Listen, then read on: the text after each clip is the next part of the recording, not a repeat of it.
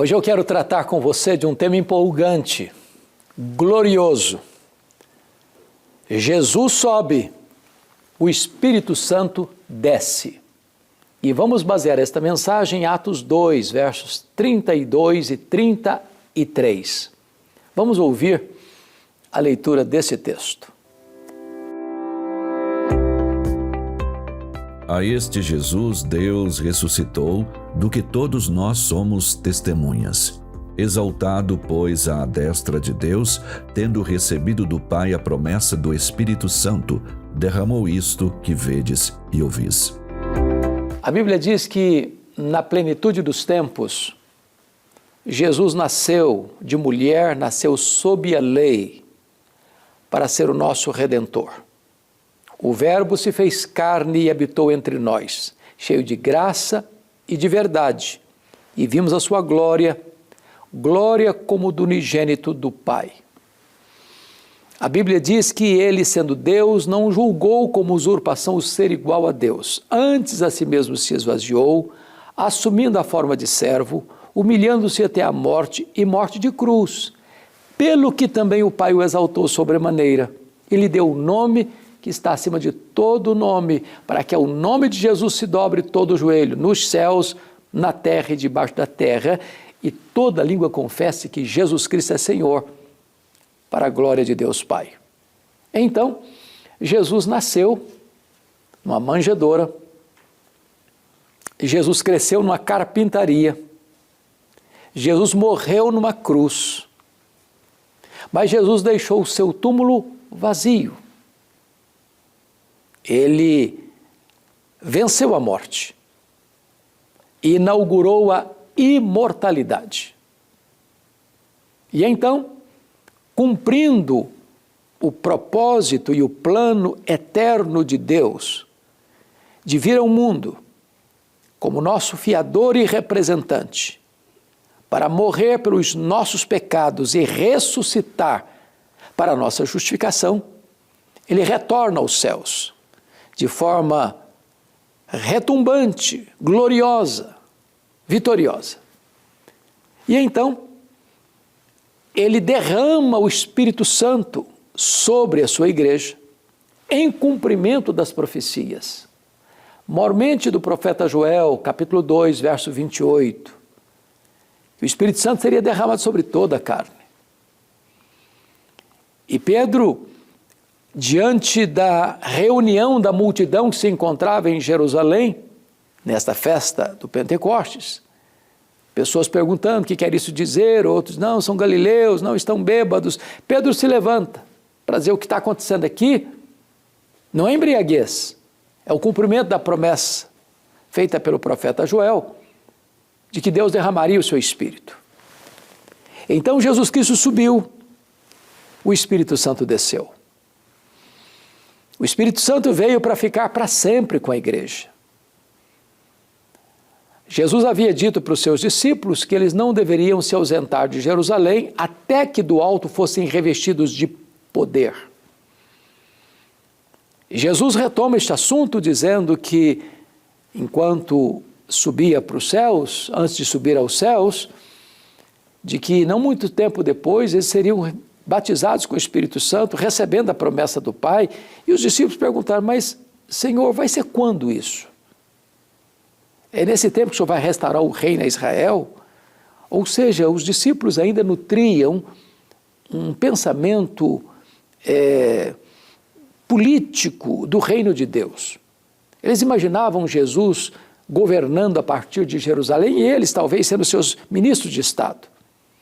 Mas Jesus respondeu para eles, não vos compete saber nem tempos, nem épocas, nem cronos, nem kairós, que o Pai reservou pela sua exclusiva autoridade, mas recebereis poder ao descer sobre vós o Espírito Santo. Sereis minhas testemunhas, tanto em Jerusalém como em toda a Judéia e Samaria e até os confins da terra. O Espírito Santo desceu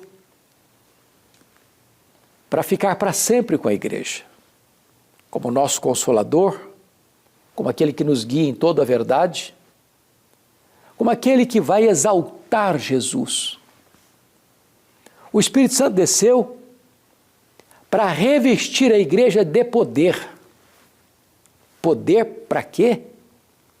Primeiro, para sair da agenda especulativa para uma agenda de trabalho.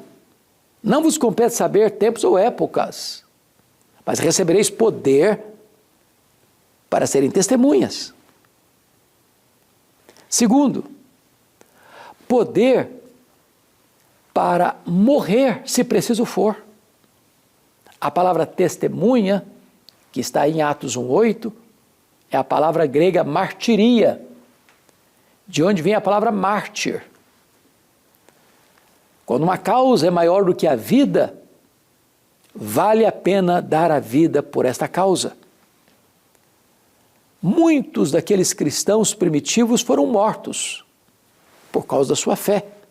Dentre eles os apóstolos, exceto o apóstolo João, que foi banido para a ilha de Patmos, uma colônia penal, de onde escreveu o livro de Apocalipse. Os cristãos foram jogados às feras, queimados vivos, nas fogueiras da intolerância religiosa. Ao longo dos séculos, os cristãos têm sido massacrados. O século XX foi campeão na morte de cristãos por causa da sua fé, pelos regimes ditadores e totalitários do comunismo. Ainda hoje, cristãos estão sendo presos, torturados e mortos por causa da sua fé. E diz a Bíblia que nós receberíamos poder para morrermos, sem apostatarmos da fé, sem negarmos o nome de Jesus. Poder para quê? Poder para romper as barreiras do ódio, do preconceito racial. Os discípulos deveriam ser testemunhas também em Samaria, território conflituado, cheio de conflito, melhor dizendo, de duas raças que não se entendiam, judeus e samaritanos, que eram inimigos irreconciliáveis. Onde o evangelho chega, as barreiras do preconceito são quebradas. É preciso poder para isso. Poder para quê? Poder para levar o evangelho além fronteiras, até os confins da terra. Sem poder, a igreja não faz missões. Sem poder, a igreja se acovarda. Sem poder, a igreja fica presa entre quatro paredes. A igreja precisa do revestimento do poder do Espírito Santo. Então, ao ouvirem esta promessa e vendo Jesus subindo aos céus, entre nuvens e a promessa de que ele voltaria, os 120 discípulos que estavam presentes na ascensão de Jesus vão para o cenáculo. E diz Atos 1,14 que todos perseveravam unânimes em oração. Lá estavam os apóstolos, lá estava Maria, mãe de Jesus, lá estavam os irmãos de Jesus que se converteram na sua ressurreição, lá estavam as mulheres da Galileia. E diz a Bíblia que eles oraram 10 dias, ininterruptamente, unanimemente. E então, no domingo de Pentecostes, 50 dias depois da ressurreição, era 9 horas da manhã, quando os céus se fenderam e o Espírito Santo desceu com grande poder sobre eles, em línguas como de fogo, um vento impetuoso entrou na casa, todos ficaram cheios do Espírito Santo, todos passaram a falar sobre as grandezas de Deus, e é nessa conjuntura que o apóstolo Pedro se levanta, cheio do Espírito Santo, para pregar a palavra de Deus. Um sermão cristocêntrico, a morte de Cristo, a ressurreição de Cristo, a ascensão de Cristo, o senhorio de Cristo. E quando ele está pregando esse sermão, o seu auditório é tomado por uma grande compulsão. E pergunta: que faremos, irmãos, à vista dessas coisas? E Pedro respondeu: arrependei-vos, e cada um de vós seja batizado em nome do Senhor Jesus para a remissão dos vossos pecados. E esta promessa não é apenas para vós, é para os vossos filhos, para aqueles que ainda estão longe, para quantos o Senhor nosso Deus chamar. E diz a Bíblia que naquele sermão, Naquele dia, na cidade de Jerusalém, cerca de 3.000 pessoas foram convertidas e batizadas para integrar a igreja de Cristo Jesus. Jesus subiu, o Espírito Santo desceu e Ele está para sempre conosco. Você e eu precisamos do poder do Espírito Santo.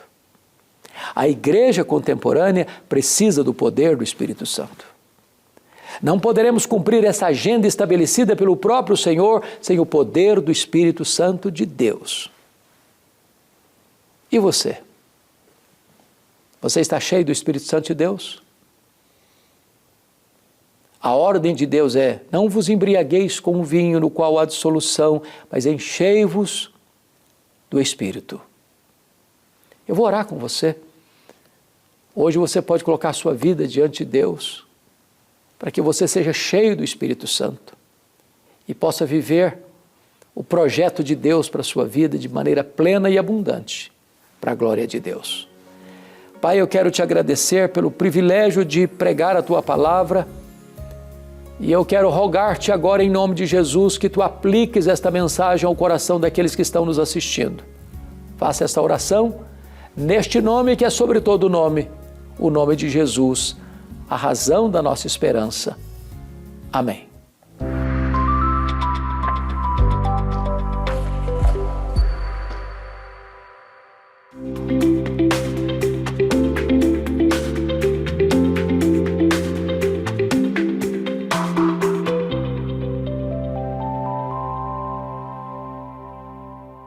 Chegamos ao final do nosso programa Verdade e Vida de hoje. Espero que você tenha sido ricamente abençoado por tudo que aconteceu aqui. Se você quer compartilhar esse programa com alguém próximo a você, é muito fácil de fazer isso. Basta você entrar em contato conosco pelo WhatsApp mesmo. O telefone está aparecendo aí na tela, o código de área é o 11 947 18 94 50. Você vai digitar lá a palavra vida e a gente vai encaminhar para você, no seu telefone, o programa de hoje para você poder enviar para quem você quiser, tá bom? Mas se você quiser assistir também outros programas, os programas que já foram ao ar, você também pode fazer isso com muita facilidade acessando o nosso canal no YouTube, youtube.com/programa Verdade e Vida. Ali você encontra todos os programas que já foram ao ar desde o início dessa veiculação. Eu tenho certeza que ali você encontrará material riquíssimo para o seu crescimento e desenvolvimento espiritual, também material abençoador para você compartilhar com outras pessoas próximas a você, não é mesmo?